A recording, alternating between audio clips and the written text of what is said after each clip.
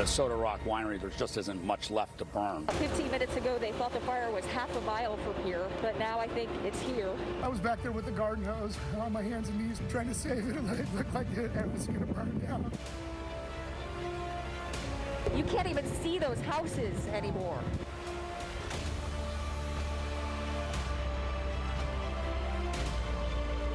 Fire crews are trying to fight this fire. They're heroes. They're back there fighting it right now. Pictures and sound from a traumatic day here in the Bay Area. Thank you for joining us. I'm Terry McSweeney. And I'm Jessica Aguirre. It has been a frightening day for so many people across the Bay Area. We have been here covering this breaking story on air and online all day long since early morning hours. The biggest concern now continues to be the Kincade fire, which continues to grow. These are the latest numbers. Over 30,000 acres burned. At this juncture, only 10% contained. Over 180,000 people have been told to evacuate. In total, 93 structures have burned. Over 31,000 buildings are threatened, and we are awaiting another update from CAL FIRE this evening at 6:30, in which we expect those numbers of that acreage to grow and the numbers of structures to go up in terms of those that have burned. And Jessica was just talking about it as we look at the evacuation map. Nearly 200,000 people evacuated, the largest evacuation in the history of Sonoma County. You can see it starts all the way over in the Kincade fire, the evacuation zone, all the way over to the coast. The winds are offshore, blowing the wind, blowing the smoke, blowing the flames in a westerly direction. While all that's going on, a fire broke out near the Carquinez Bridge. That fire could be seen both sides of the bridge. Evacuation orders were in place for nearby neighborhoods in Vallejo and Crockett for a time. They have now been lifted, so no more evacuations for Crockett or Vallejo. As of last check, the 150-acre fire is now 50% contained. Now, there are new fires burning in the Lafayette area. This is new video just into the newsroom. Fires are burning on either side of Highway 24. Power lines are down in the area. What we know right now is the fires have burned 7 acres. 3 homes have burned down. There are immediate evacuations near Camino Diablo and Springbrook Roads in Lafayette. The good news, the crews have stopped the forward progress of that fire, the one near Highway 24. And crews were able to stop this fire that was breaking out in Windsor as a result of the Kincade fire. Our Jean Alley was on the ground there since this morning when that fire first broke out, and then she was there live as the firefighters started to arrive, and we literally saw that neighborhood up in flames, Jean, but they were able to save it before they got to any homes. It really is amazing. Really exciting moments, scary moments, and it's probably not the last, right? The wind really is picking up. It's really smoky. The Kincade fire, I'm told, is coming this way, coming toward Windsor. You can see there's lots and lots of firefighters, an army of firefighters here in this neighborhood in Windsor, ready to defend homes.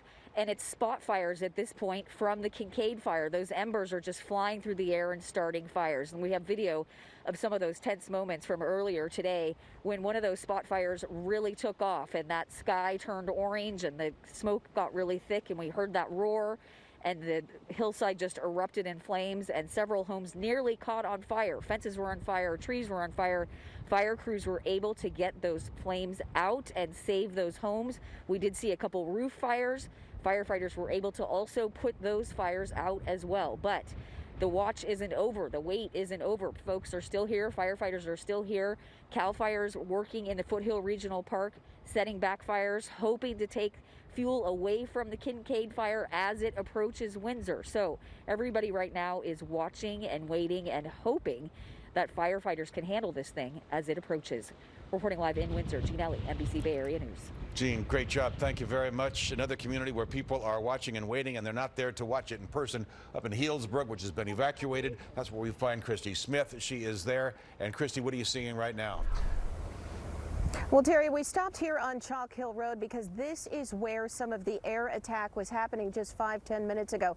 I checked my Google map and there is a small pond just on the other side of the hills there.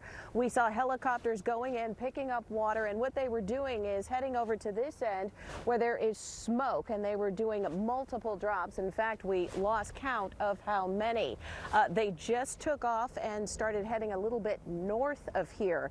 And we happened to see several first responders go lights and sirens that way. So when we're done with speaking with you, we'll go ahead and check it out. But this has been a day of intense wind. We tried to go that way in the direction of Windsor, and I have to tell you, we couldn't even get through. There were flames on the side of the road and smoke very, very thick. So this is kind of the situation that we're dealing with. I have to say, the one bright spot in all of this, we have seen firefighters doing quite a bit of structure protection. Where we've been today, at least in this area, we have not seen homes burned. We have seen some of the vegetation burned around those homes, but firefighters out here doing a very good job with their work. But again, they are heading this way, and I think when we're clear with you, we're going to go see what's going on that way, because we saw helicopters heading that way as well. So I'll send it back to you.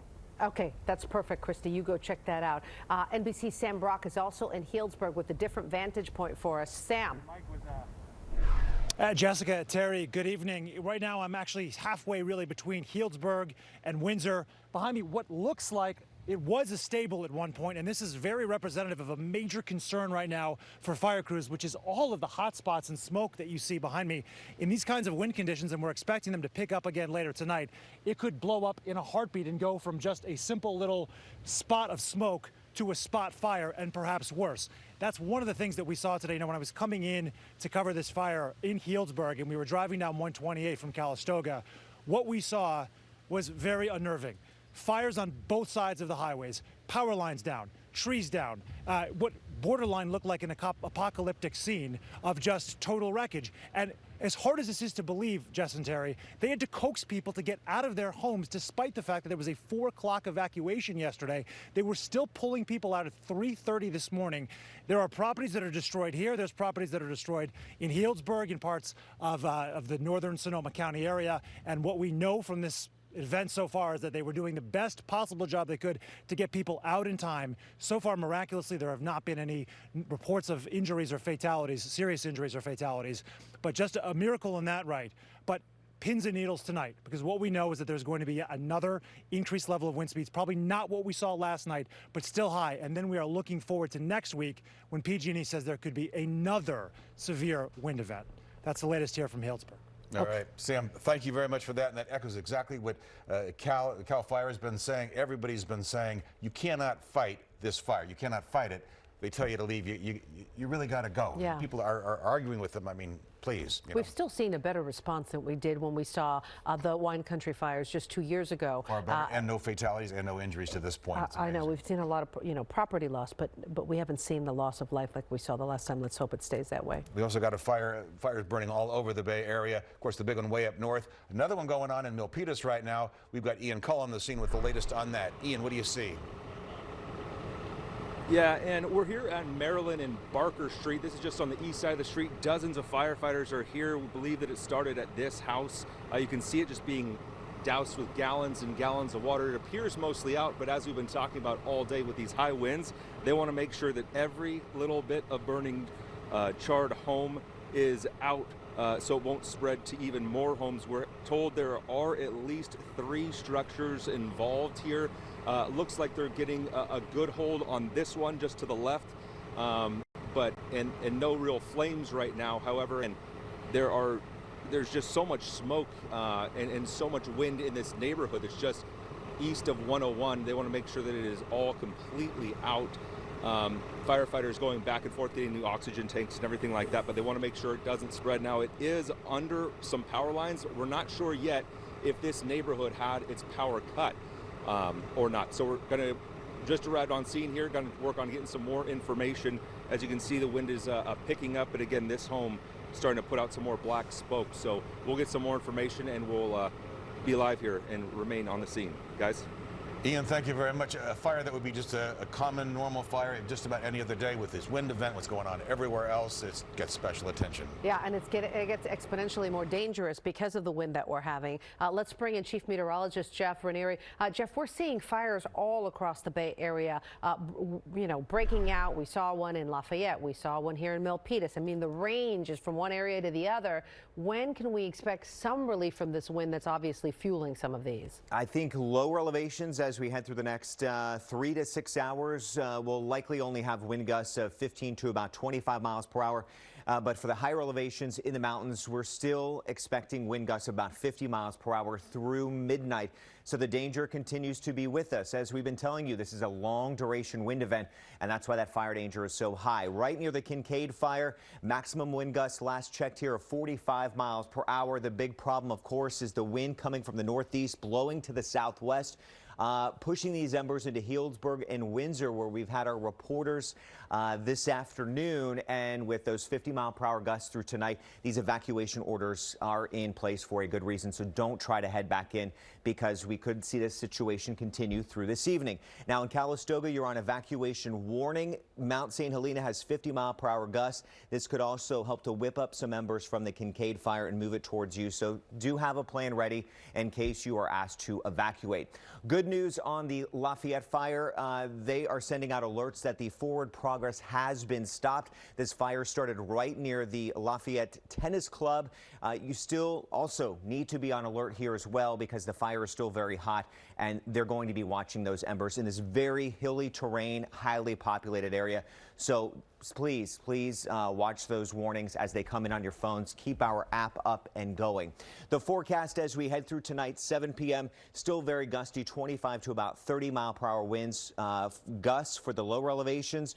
I do think by 11 p.m., there you go, it starts to get a little bit better here for us. But notice that red zone in the North Bay. That's where we could have those mountain gusts right near the Kincade fire of about 50 miles per hour this evening.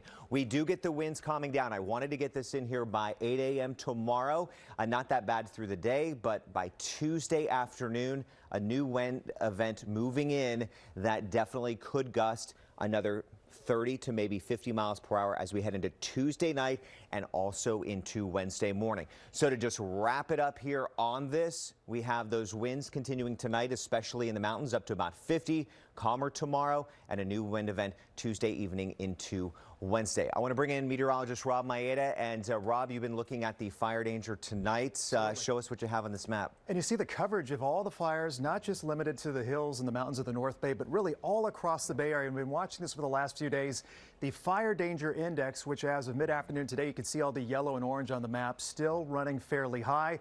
As we head through the next few hours, you'll notice that this fire danger index will start to decline as the fire weather warnings, the red flag warning, and also the high wind warning start to expire by 11 a.m. tomorrow morning. And that's going to be great news for the fire. And then I know you did want to take it down here towards the greater Bay Area, and there you can see similar pattern here. You'll notice that we have the high fire danger today, and then as those warnings expire, short relief before that next event Tuesday and Wednesday. And that is at least some good news in the short term, a little bit of a break coming tomorrow. Back to you. Boy, it is such a relief to see that yellow and red going away, even if it's just for a short amount of time, because it's such a dramatic difference, gentlemen, when you see it on that map, just that coverage area, and then all of a sudden you see them lift, you guys lift that. And then you see the words calm. Yeah. That's going to be good tomorrow, at least a little break. All right, thanks very much. We want to check in right now, go to Cal State University Maritime, and that's where Jody Hernandez is. She has been there all day long watching the water drops, the flames burning. Jody, what do you got? It has been quite the day, Terry, and it appears firefighters finally have the upper hand on this fire. You can see they're just pulling in the last of the hose. We're going to pan up here and show you this charred hillside. Things got really dicey out here today, but things looking so much better now. In fact, as you can see, the bridge has now reopened, the Carquinez Bridge, after being closed all day. Now, we're going to show you some quick video here of what it looked like when we got here this morning. Helicopters and air tankers dropping water and retardant on the fire that broke out just after 9 o'clock this morning. It quickly spread to both sides of the highway, forcing the closure of a portion of Interstate 80 and again the entire Carquinez Bridge. Now, the fire did make its way onto the campus of the California Maritime Academy, burning one building and a couple of cars, but for the most part, the campus is looking pretty unscathed. So a very dicey day, a very nerve-wracking day, but things are under control right now. Reporting live in Vallejo, I'm Jody Hernandez. Back to you guys.